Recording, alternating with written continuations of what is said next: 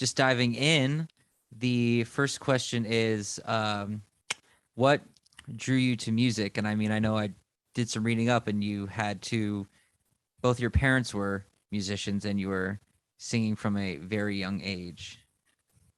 Yeah, I mean, I always used to say that music chose me. Like, I didn't really choose it.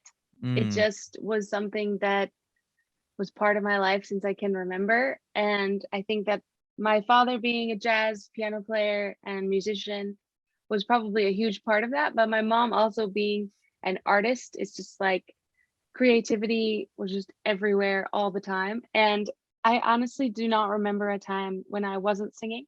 And mhm. my mom used to say I could sing before I could talk. So it's just been a natural thing that's come out of me. I've probably heard someone singing and it's just like, I can do that too. And I'm like 3. I actually asked my mom for voice lessons when I was 4. Mhm. I don't even know where I heard about voice lessons. I was like, Mom, I want voice lessons. And, oh, okay. And I just started training at a really young age. My first performance was at 4 years old as well. And my dad actually played piano for me, and I sang "When You Wish Upon a Star." And so I've just always been performing, and music has always been the only option as far as a career path as well. It's just been a linear path, like a long Mhm. road, just keep on going. And I'm very, very grateful to say that I am obviously still doing that today, even since I was 4 years old. So I mean, yeah, that's a totally beautiful thing, considering it's such a hard road for everybody. And, the fact that you're still sticking with it is awesome. I mean, it doesn't sound like your parents like forced it upon you in any way. It sounds like you were almost more eager to get into it than like they were, in a sense. oh, definitely. I mean, both my parents knew how hard it could be, but both my parents also didn't have parents themselves, so my grandparents, that actually believed in their creativity enough to Mm, pursue it as a career. So when my parents saw that I was inclined to go a creative direction, they were very supportive and excited, but also wary. So no, I wasn't pushed into it at all. It was a natural thing for me. Although when I was 14, my mom stepped up and was like, if you're going to actually do this, then we have to do this. Like, I have to drive you many hours to singing lessons or performances or anything. My poor mom was a driver for a long time, and she really enlisted herself to support me in my career. And I think that's been a big difference for me. were your parents always kind of the primary teachers in that regard, or did you expand it out to, at least when you were younger, did you expand out to maybe taking voice lessons from someone else, working with other people, or was it kind of they were the foundation for the longer time when you were younger? My parents were never my teachers, Mm. actually. Not officially. So my first vocal coach was a lovely lady who worked at the Cape Cod Conservatory and taught voice, and I was her youngest student. Um, they were always very supportive, but even though my dad did music, he was not my coach. And my mom was only my coach, for practicing. Like, oh, that didn't sound right, Kelly. I think you should do it again because your teacher said, Mm. you know what I mean? So no, I never had my parents be coaches, but I've had many vocal coaches in my life in general. My favorite and most recent is the late Ron Anderson, who just passed away this past December, and he's world famous. He coached Adele. He Oh, brought wow. Adele back from vocal surgery. He's coached Guns N' Roses, Alicia Keys, Maroon 5, pretty much everyone. Like every year at the Grammys, Ron was back there warming every singer up. So I was trained for many years by Ron, and he was a legend, and he continues on in our voices. I mean, that's so cool that you got to, work with him. How did you first connect with him? I was performing at an event, and we had actually been trying to find Ron because we read about him in Randy Jackson's book, "What's Up, Dog?" It came out in like the year 2002 or something like that. When this was back when American Idol was like the coolest show in Hmm. the world, and it was like season 1. And yeah, my mom, just being my mom, had no idea how to help me achieve the career that I wanted. I was performing at this regular weekly event, and we spent probably a year or two just looking up Ron Anderson. So this is before the days of, like, Facebook, internet. Like, he didn't In the have a yellow website. pages. No, he didn't have a website. There was nothing on Ron Anderson anywhere other than his name was in this book as the best vocal coach in the world. And my mom was like, "Oh, we have to find him." Anyways, it was a very like small event, so we only had like 30 people every weekend. One night, in walked this lady who came up to me afterwards and said, "Oh my gosh, I really love your voice. I was just working with Ron Anderson." And we're like, "Wait, I'm sorry. Can I get his number?" And I literally got his number. My mom called him and said we were referred, because he had to be referred by somebody, by this lady. And I was 16 and I started working with him then. And you Just worked from with that. him the whole up until recently, like. I trained with him like for 2 or 3 years straight. So at least once a week. I was training with him also when I got my first record deal when I was 17.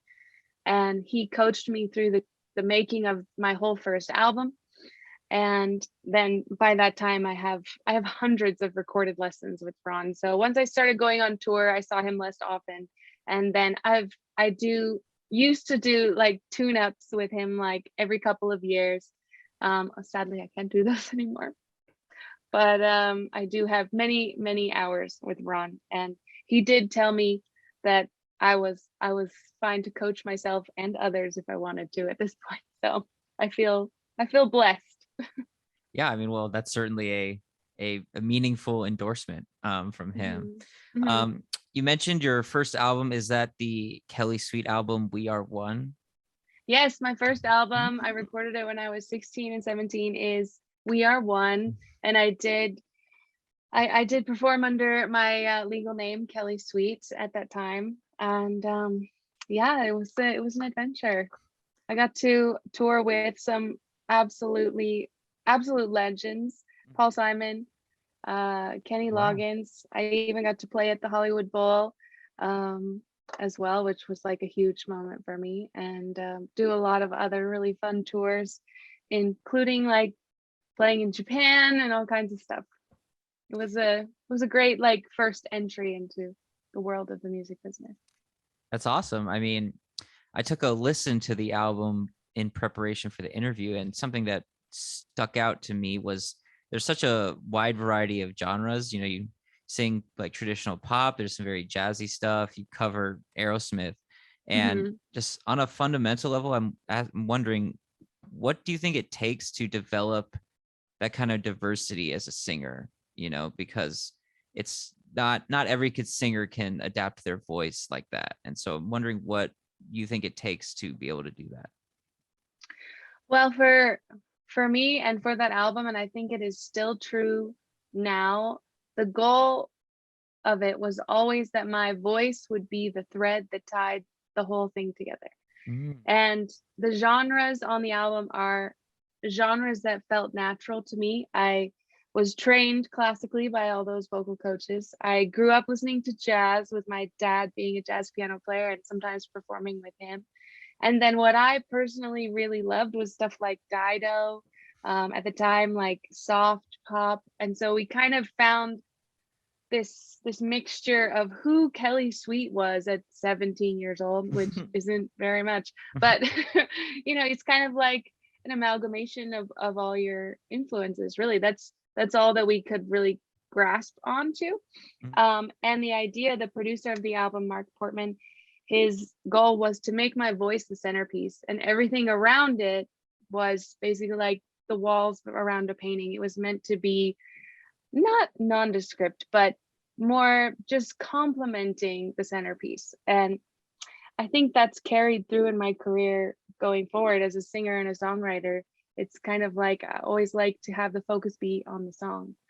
So I didn't actually change my voice too much, even though I am singing multiple genres. Mhm. It is all very organic that I did actually sing all those genres growing up, but I don't actually change my voice to do them. It's just the sounds around me that change. Mhm.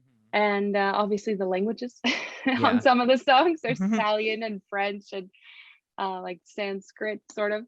And Mhm. but yeah, I think it's just creating your own sound with your voice and defining that, which is a process of development. And then seeing where it will fit. And for me, there were a lot of options. Yeah. I mean, it's a very interesting way to describe it. And it seems really like, you say your voice is the common thread, which is accurate in listening to the album for sure. But in, say, like a general sense, in some, like a piece of advice you would impart into another singer, it sounds like really the fundamental is to say just to be confident in your voice. That's what I'm hearing is, is just to be confident in your singing, and you'll find a way to, so be confident in your singing and sing what you want to sing, and it'll work out. Kind of. Is that what I'm getting? Kind of Sort getting? of. Sort of. Sort of. Yes, in some regards. No in others, I would Mhm. say though.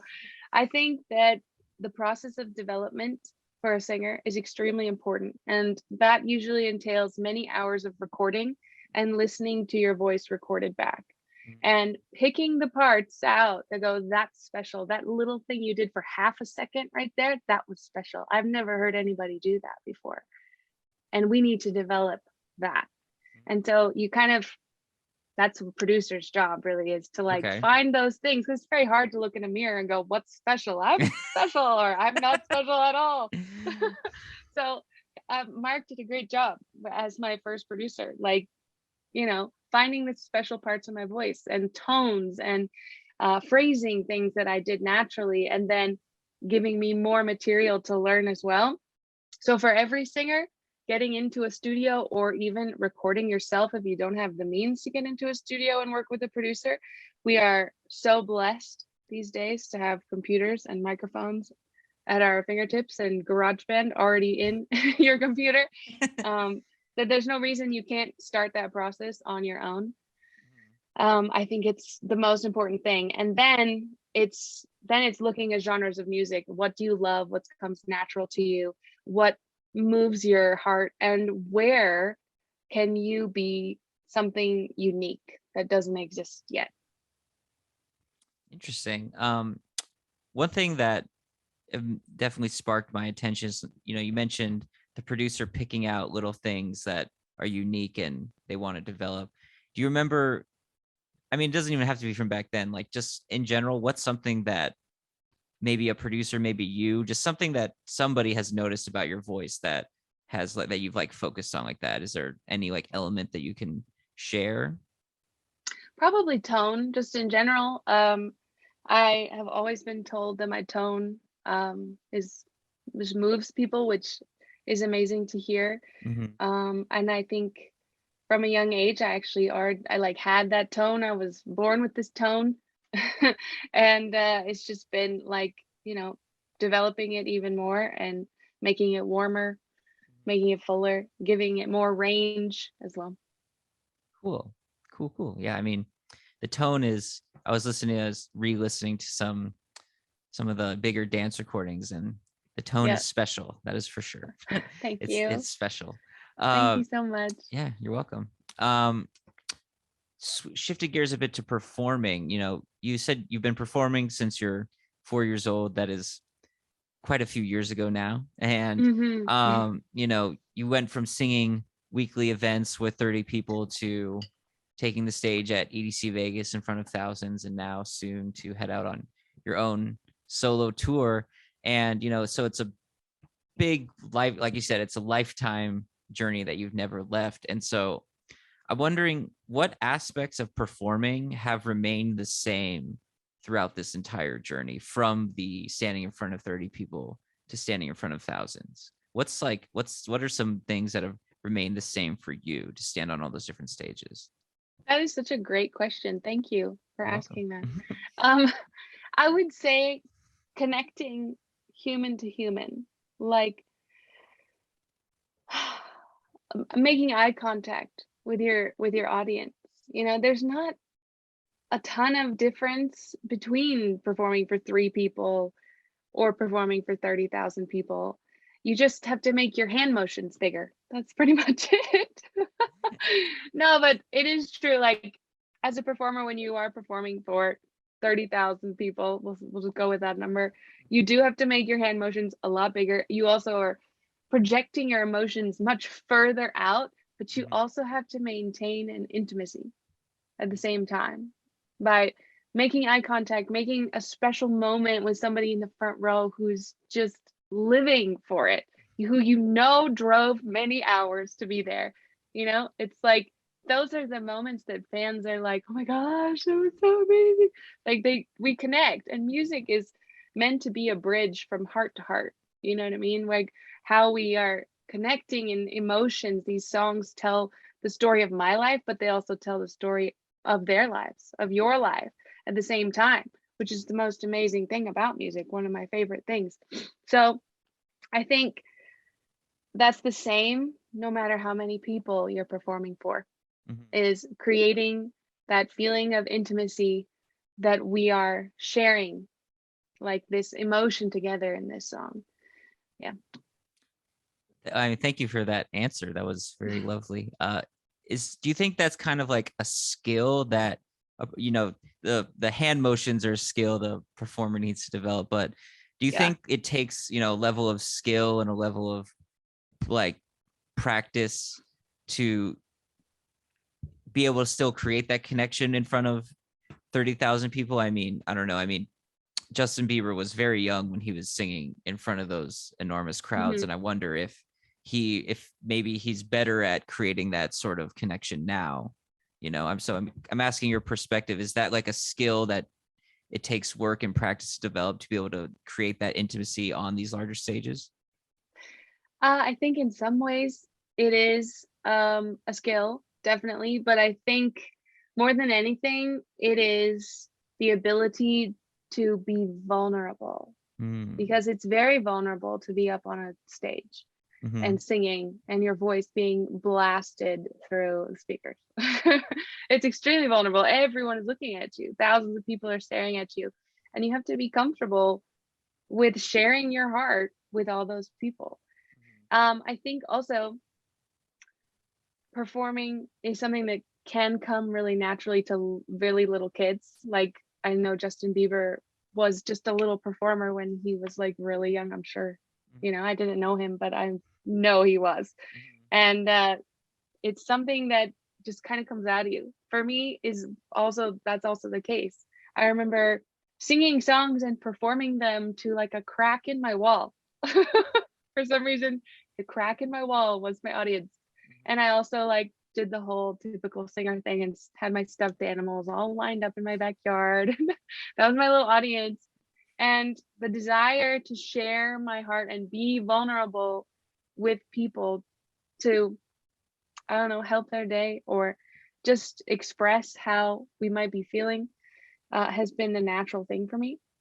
But there are practical things, absolutely. And one day I would love to do some kind of course on it, because there's definitely things that can help you unlock your ability to perform, unlock the comfortability with being vulnerable in that way while also creating a show. Because that's the real, like, perfect combination, is we're extremely vulnerable, but we're also crafting a show. And songwriting is the same, I would say. It's like you are sharing something really deep, but it's also very crafted into a song for with purpose and Yeah, skill. So there's kind of both sides, I would very cool. I just learned a lot right now say. from what you're saying. That's awesome.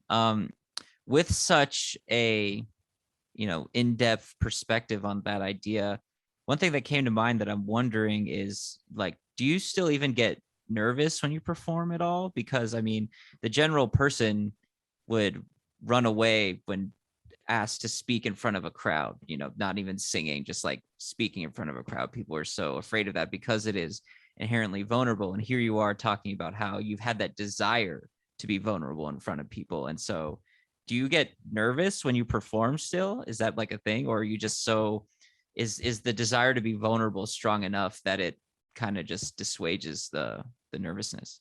It's weird. When I was little, I didn't Mhm. get nervous at all.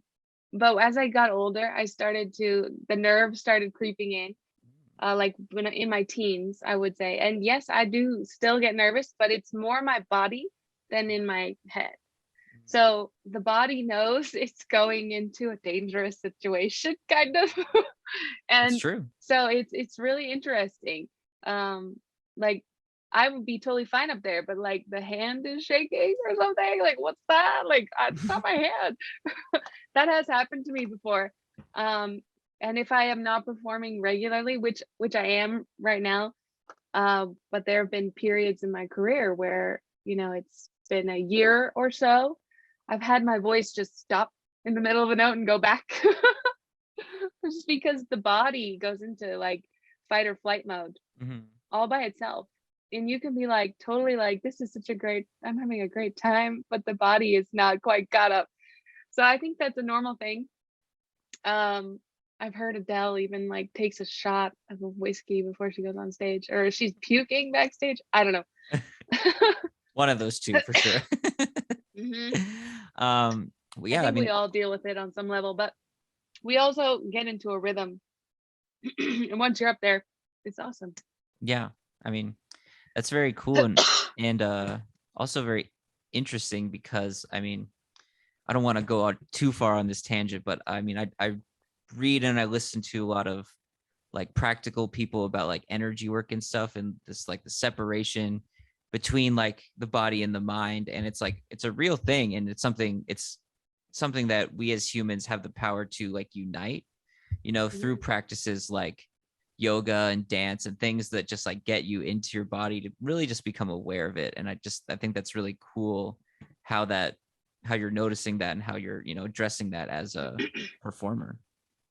I've done a lot of yoga in my Mm. life. Yeah, I agree. It helps. Definitely helps. Cool. Getting into the electronic music of it all, I'm wondering, when did this sort of phase of your career begin, when you started contributing to a lot of electronic productions? Mm.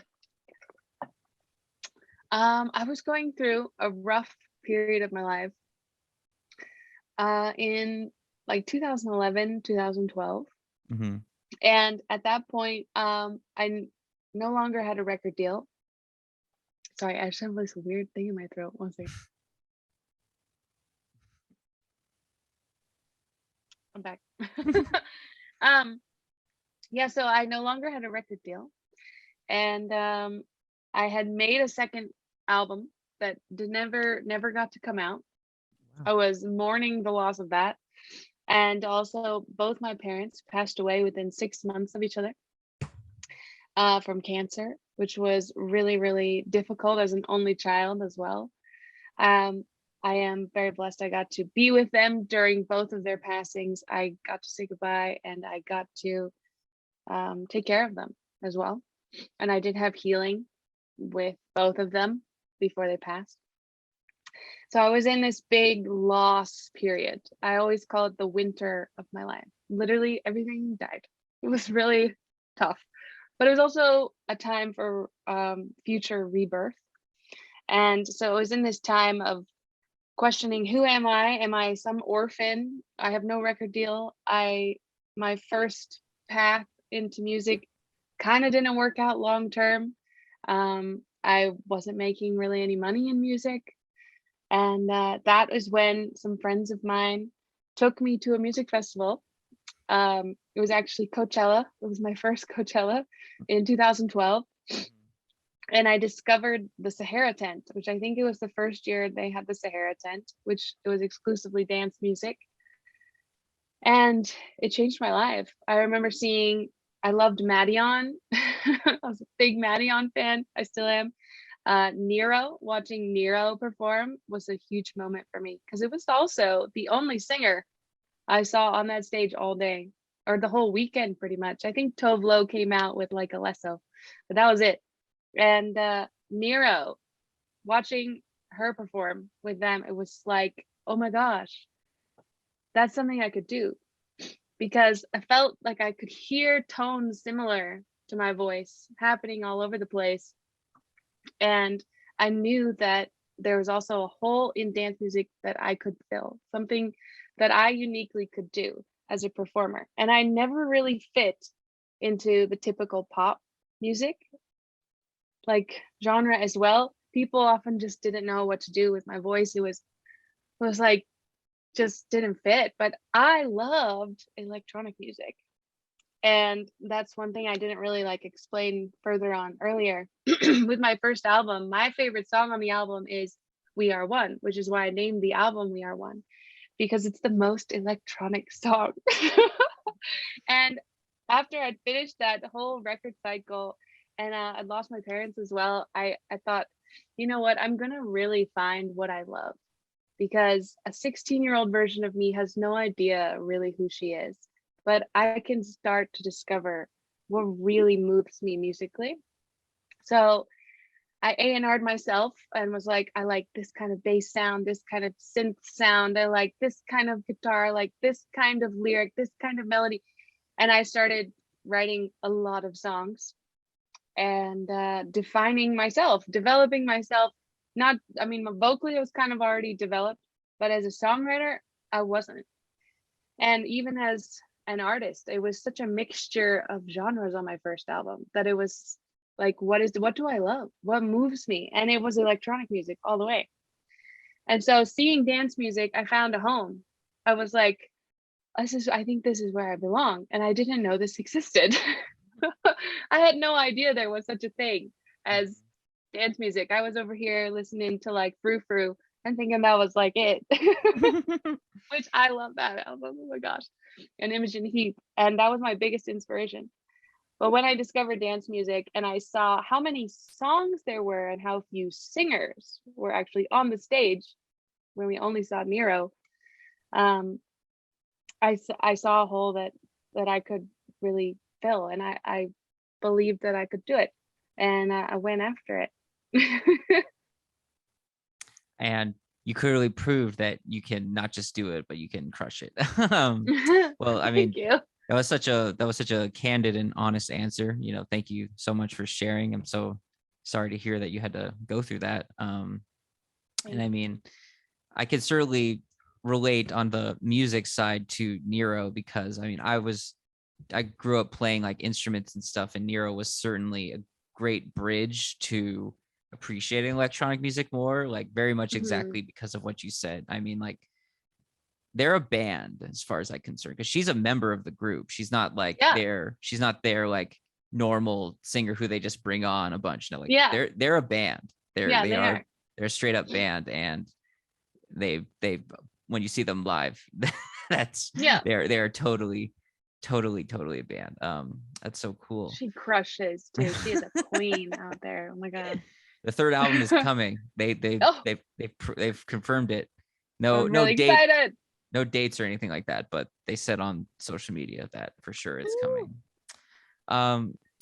So what was like the first track that was like a featuring Haley? Because well, first of all, was when you went to electronic music, was that when you made the rebrand to HALIENE from Kelly Sweet? Yes, once I discovered that I truly loved electronic music and I wanted to fully go that direction, I changed my hair because I was dyeing my hair red at the time. And I went super duper blonde, like inspired by Robin for a while. And I was changing everything, sound and look. And I thought, you know what, I really don't want people to Google Kelly Sweet and have like Raincoat come up when that is not what I'm doing anymore. So it's time to change the name. And I started from zero, which was really scary, having spent all this time and money and have all these fans of Kelly Sweet, to change and go, bye. And for a while, we didn't actually tell anybody in the industry that HALIENE was Kelly Sweet. We kind of tried to keep it a secret for like at least a year. So we really, really did start from zero. And it was tough, but I'm really proud. I'm really, really proud that I've surpassed, the Kelly Sweet brand now, and doing what I love.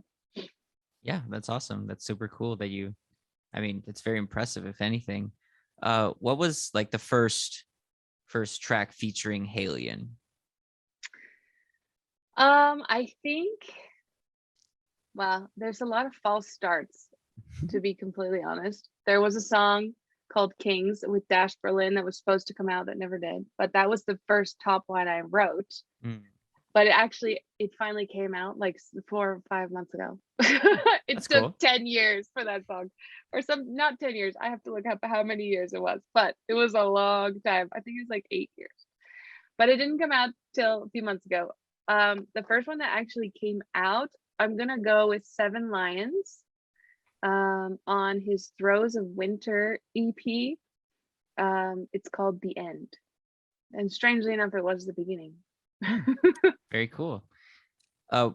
So you mentioned that you wrote, the first thing was like you wrote a top line, and there's an innumerable amount of ways a singer as a vocal artist can contribute to the process. So when you do work with different artists in the electronic space, how would you describe your general process in going about that?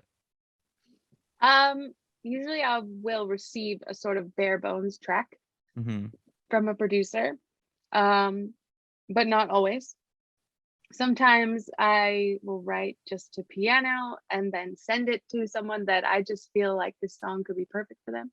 That's happened a lot as well. And very, very rarely am I actually in the studio with a DJ producer, to work on it together. I think that's happened one time. Mm. And it's not always successful either. And it's not my preferred way to work at all. I actually really like doing it either way. I work faster if I get a bare bones track, because Mm-hmm. I will hear the track and know kind of what it's saying to me, if that makes sense. And then it'll come really quick. If we're starting from scratch from piano, then it can take a little bit longer. But sometimes I'll just hear a song in my head as well, like without anything, and then I'll work with Matt and we will bring piano to it with him. And so there's a lot of different ways actually. So you find more freedom when you're kind of separate from the producer, lets you kind of create your own vision for the song without outside influences to a certain point. Yeah, definitely. I feel like they probably feel the same way if I was in there in the studio with them while they're producing the song. And I'd be Mm-hmm. like, oh, I don't know what that bass sound, dude. Like, that's whack. Like, bro, I have not even messed with it yet. Okay. Like you're you're stopping at my process. No, but it's like having a safe co-writer is like everything as well. Um, a lot of times, like our young writers will just write with everybody, everywhere. And I've been one of those writers where you're just writing with everybody. It feels like speed dating. It's like not always, most of the time, very bad. And you're just like, oh, this is terrible. Just because you don't speak the same language musically, oftentimes you're just totally different, or you're trying to mesh together and it's like not really working. But once you find your people, you find your co-writers where it just clicks and you're like, oh yeah, this is my sound, this is my brand, this is it. For me, that person is Matt, and we write everything together. So we're able to get in our flow that we're really used to, that we're really good at when it's just us two. And sometimes adding a third person in is really, really cool, and they bring an element that is needed and different and fresh. But usually producers in this space are not really songwriters. They are sound architects. And so they try to be a songwriter in the room, and it kind of just doesn't work. Like it wouldn't really work for me to sit there and try to help them produce. So but that said, I mean there are some, there's some great songwriting producers out there. So that's not true for everybody. Yeah, I mean, everyone's got their own process, and the fact that you know what yours is serves both you and everybody you work with, rather than trying to force something else. Hmm. Yeah. Yeah. So you've been in this space for like how long would you say? Like 8 years, 9 years? Well, since my first release, I think was in 2015, we'll go with 7 years. 7 years. And so after, 7 years in this space, how does it feel to be heading out on your own headlining tour with just you singing, you sharing your vulnerability, as you would say? It is an absolute dream come true. One that we have fought so many battles to achieve. People have no idea. It is kind of not even, it's kind of unheard of as well. Like it just doesn't really happen that often. Usually it's a guy for the most part. Um, and it's a producer and they're on the CDJs, and that's like the expected thing. Hmm. So it's been quite a battle to like be like, no, we have a DJ. He's behind the singer. The singer's out front and she is performing, like a concert. And promoters are like, what? So that's been a battle, but man, we're doing it. It's amazing. We have shown and proved, and we've had believers and heroes along the way that have been like, I get it. We are gonna do this. And it's all it takes is a few people to say, absolutely yes, let's do this, in order to keep the train going forward. I've written so many songs, I've done so many collaborations, and it's gonna be so fun to like sing those on our own show with our own vision and our own visuals and everything, but also to share songs from my upcoming album that people have never heard before. And it's gonna be really, really special. Yeah, I dream mean, come true. yeah, that's awesome. And I mean, it's something that, I mean, you're it's like you said when you were watching those artists at the Sahara tent, you have something that you can offer, that you can bring to this culture. And it's just interesting how, like, you're a very unique kind of artist in that sense, because in a past era of dance music, this idea of a singer being with a DJ, that wasn't, like, at least not in club music, that wasn't a thing, because the DJ was hidden. Nobody, if somebody knew who they were, it was rare. Nobody, and Absolutely. very few Yeah. people, very few people attended a club based on who the DJ was. And so, Right. It was about events. yeah.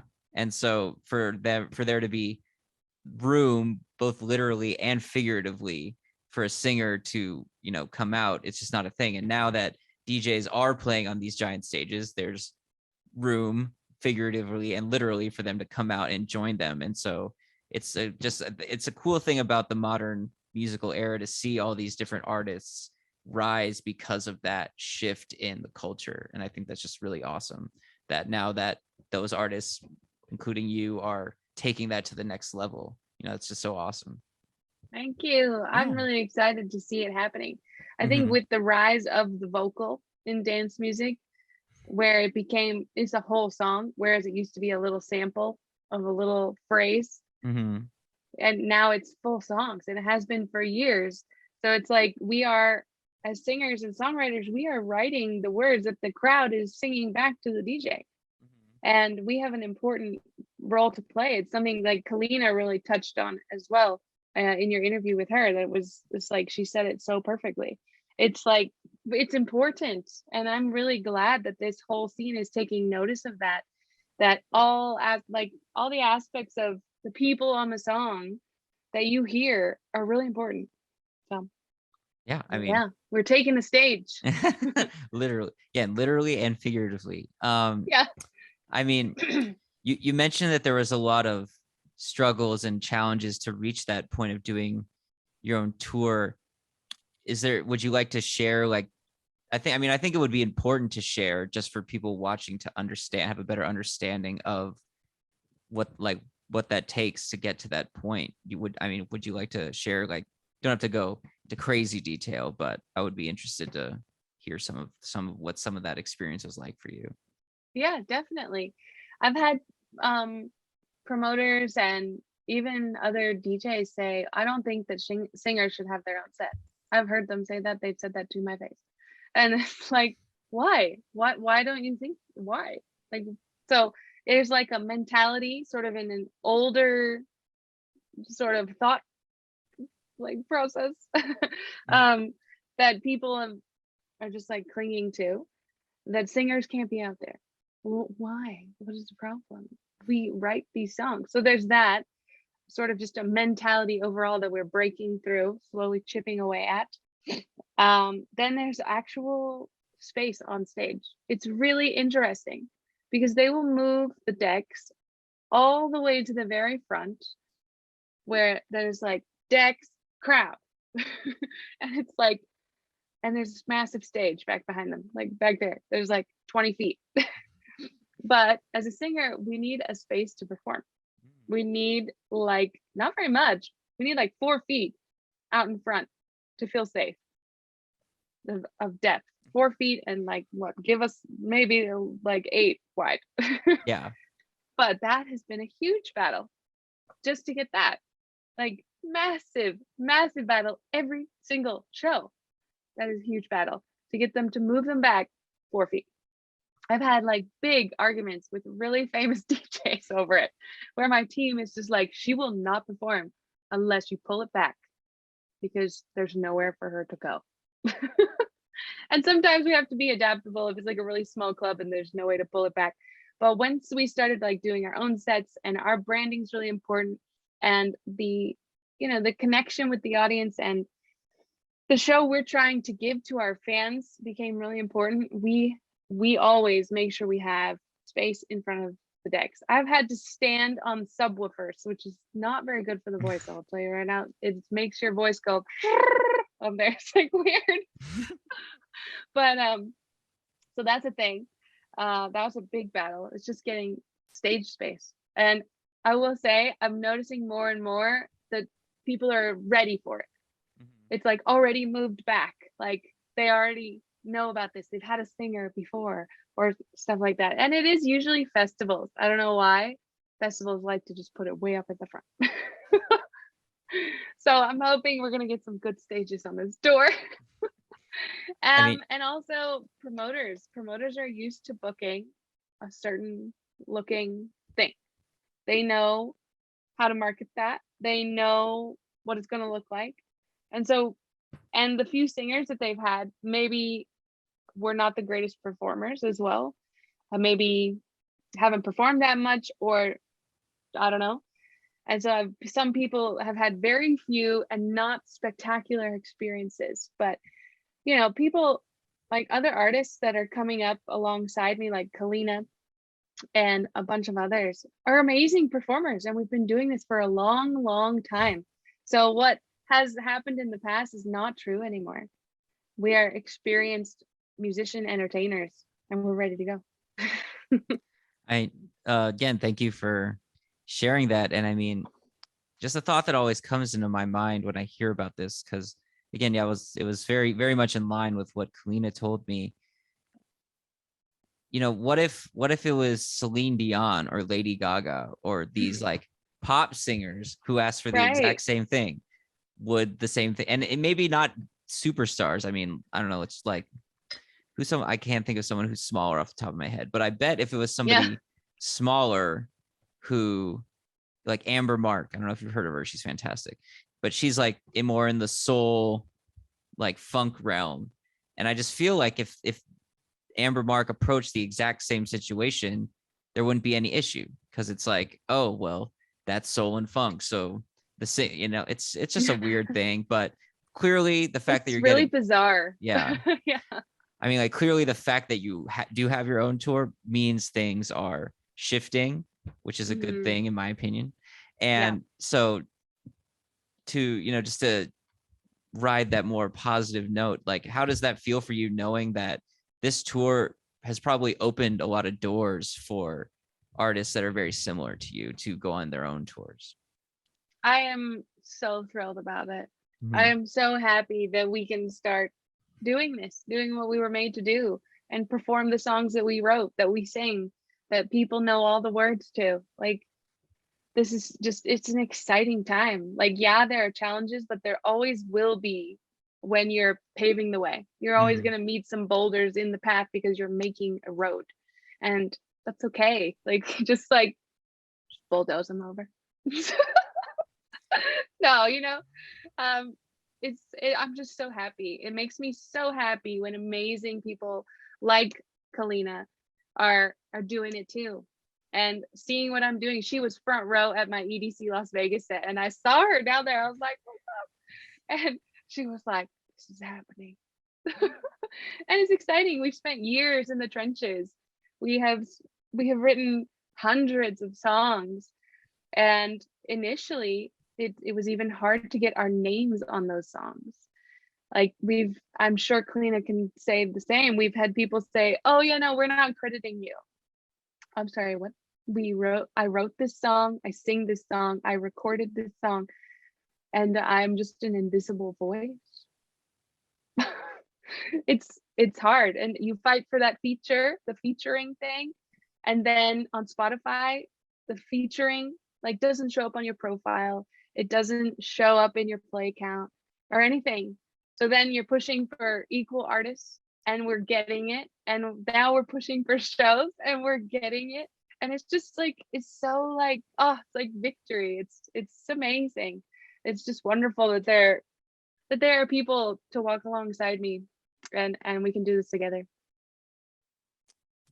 That's a beautiful and amazing answer. I love it. I mean, that's so awesome, and I'm so happy that the culture is shifting that way, because Lord knows you guys deserve all of it. You know, it's so Thank so you. great. Yeah, you're welcome. Yeah, I'm so happy to see it moving towards that, and people just being conscious about what's going on. It takes time, especially when dance music started, like you said, you didn't even see the DJ. We didn't see the DJ at all. It was about the events. And then Tiesto comes along, it's about Tiesto. And then there's little vocal snippets, but it's not really about that. But then we start getting songs, and then no one is named, and now we're paying attention. Wait, that voice matters. Who is that singing? I like that voice. So it's just everybody is evolving together. We're figuring it out. All we can do every day is figure it out. Yeah. Great. Just one last question before we get into the speed round, which is something we ask everybody, which is, what is one track that really influenced your decision to get into dance music? Above and Beyond, A Thing Called Love. I have to say, that is one of my favorite songs of all time. I think there's a clip on YouTube of me singing it on ASOT as my Service for Dreamers. And I think that is one of the most beautifully written songs ever created. And I remember when I first heard it, since I didn't know that dance music really existed, I was probably a little bit late to the party. I don't know. I have to look at what year it came out. Maybe I was right on time. But when I first heard that song in Exchange LA in Los Angeles, I looked at my friend and I said, what is this song? He's like, oh, Think Love, Above and Beyond. I was like, this is the song that I aspire to write. And it definitely did inspire me, because it's a beautiful, well-written song that says so much. It is so deep and is so vulnerable, but it is so memorable and so approachable, so relatable. And it's just it's everything I aspire to do in dance music as a songwriter. And as a music creator, I just think it's spectacular. And it showed me also that great songs that move people really do matter in this genre. Matter in this genre, and they matter everywhere. Yeah. Every genre, that's for sure. Awesome. All right, cool. I mean, did you like read up on what the speed round is? Just don't catch you off guard. Yeah, I'm ready. All right, you ready? All right, let's wait. Let me drink water, but okay. Okay. All right. So the first one is Elvis or the Beatles? The Beatles. Sitcoms or stand up? Stand up. Coffee or tea? Coffee. Biggie or Tupac? Tupac. Dogs or cats? Dogs. Ramen or pho? Pho. Pizza or sandwiches? Pizza. Club or festival? Festival. They have room on the stage, right? Yeah. What? Yeah. I don't know. There's a magic in the air at a festival. Yeah, definitely. Snow or beach?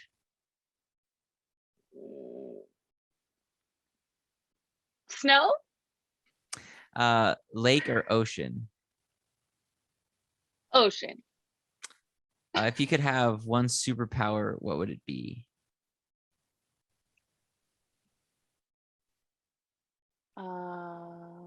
To apparate like in Harry Potter. Nice. Not teleport, apparate like Harry Potter for sure. Yeah. Analog or digital?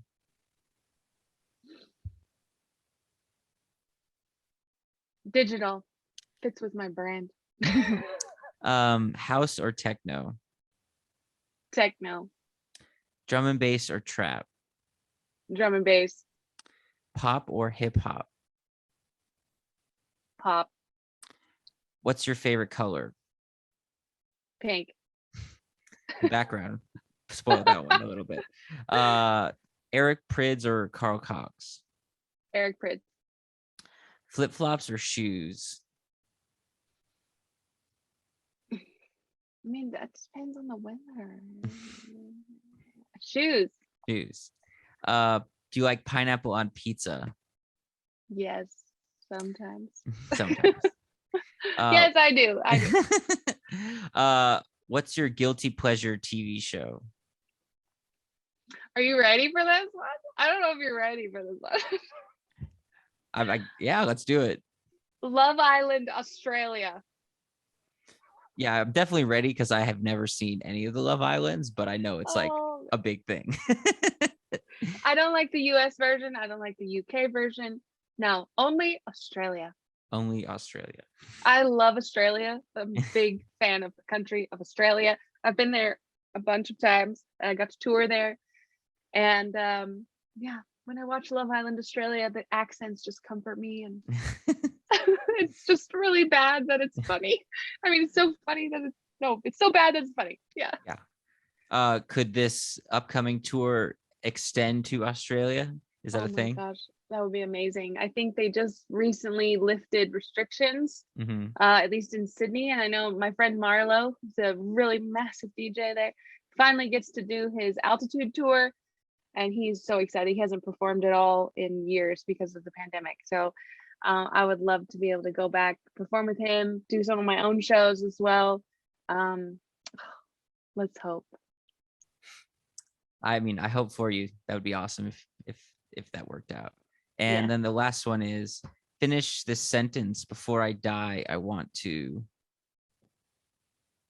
see the Northern Lights. Very cool. All right. That was the conclusion of the interview. Thank you so much for your time. Hey Insiders, thanks for watching this video. If you're new here, please consider subscribing to our channel or feel free to check out our recommended videos. Thanks for watching.